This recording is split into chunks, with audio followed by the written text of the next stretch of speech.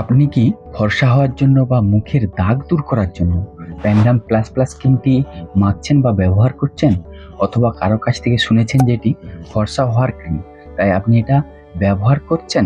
তাহলে সাবধান, কারণ এই সামান্য ভুলের জন্য আপনার সুন্দর মুখের স্কিনটা পার্মানেন্টলি নষ্ট হয়ে যেতে পারে, ড্যামেজ হয়ে যেতে পারে।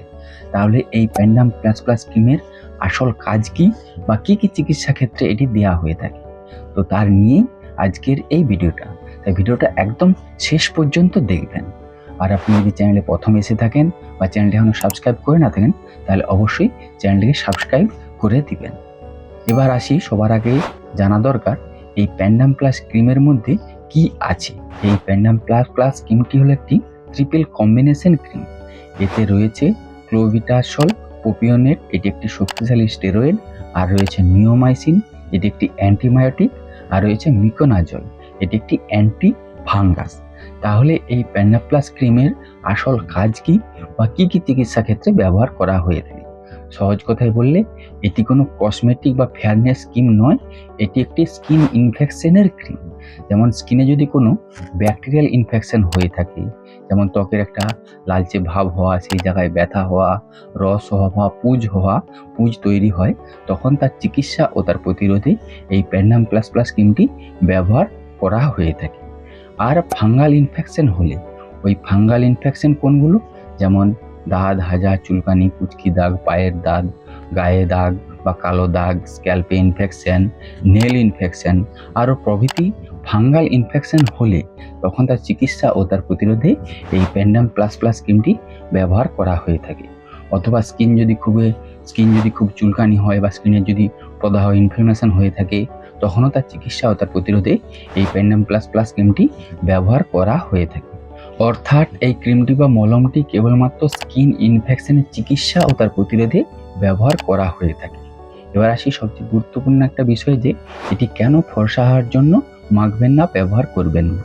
আপনারা হয়তো অনেকেই শুনেছেন যে এই ক্রিমটি ব্যবহার করলে অনেকেই ফর্সা হয়েছে, তাহলে আপনি আবার বলছেন যে ফর্সা হওয়ার জন্য ব্যবহার করবেন না। এর আসল কারণটা কি?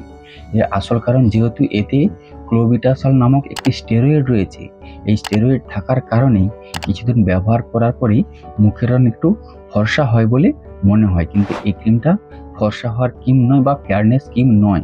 তাই আপনারা ফর্সা হওয়ার জন্য ব্যবহার করবেন না। কারণ স্টেরয়েড ক্রিমটি যদি দীর্ঘদিন আপনি মুখে মাখেন বা ফেসে মাখেন, সেক্ষেত্রে আপনার মুখের চামড়া খুব পাতলা বা থিন হয়ে যেতে পারে, আর রোদে বেরোলে মুখ লাল হয়ে যাবে এবং জ্বালা ভাব করবে, আর মুখে অবাঞ্ছিত লোম গজাতে শুরু করবে।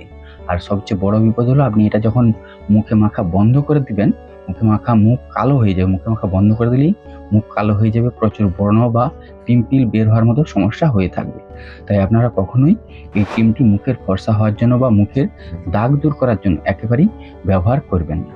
এই ক্রিমটি ফাঙ্গাল ইনফেকশন বা ব্যাকটেরিয়াল ইনফেকশন বা চুলকানি বা ইনফ্লামেশন হলে কিভাবে ব্যবহার করতে হয়। আক্রান্ত স্থানে এই ক্রিমটি দিনে 2 বার ব্যবহার করতে দেওয়া হয়ে থাকে। টানা 7 থেকে 10 দিনের বেশি ব্যবহার করবেন না। আর সবথেকে ভালো হয় আপনি একজন চিকিৎসকের পরামর্শ নিয়ে এই ক্রিমটি ব্যবহার করবেন। সুতরাং প্যান্ডাম প্লাস প্লাস ক্রিম ত্বকের নানা সমস্যার কার্যকর হলেও কারো কথা শুনে আপনি এই স্টেরয়েড ক্রিমটি ফেসিয়াল বা ফেস্ট করার জন্য বা মুখের দাগ দূর করার জন্য ব্যবহার করবেন না। এতে আপনার নিজের মুখের ক্ষতি হয়ে যেতে পারে। স্কিনের সমস্যা হলে আপনি একজন ডার্মাটোলজিস্টের সাথে পরামর্শ করবেন। তাহলে এই ছিল প্যান্ডাম প্লাস প্লাস ক্রিমের বিষয়ে একটা সম্পূর্ণ বিবরণ। এর বাইরেও যদি আপনাদের কিছু জানার থাকে, তাহলে অবশ্যই কমেন্ট করে জানাবেন। আর ভিডিও যদি ভালো লেগে থাকে, তাহলে সকলের সাথে শেয়ার করে সকলকে দেখার সুযোগ করে দিবেন, লাইক করবেন, আর হ্যাঁ, অবশ্যই চ্যানেলটিকে সাবস্ক্রাইব করে দিবেন এরকম হেলথ এবং মেডিসিন সম্পর্কে সঠিক ইনফরমেশন পাওয়ার জন্য। আপনারা সকলে বেশ ভালো থাকবেন, সুস্থ থাকবেন। ধন্যবাদ।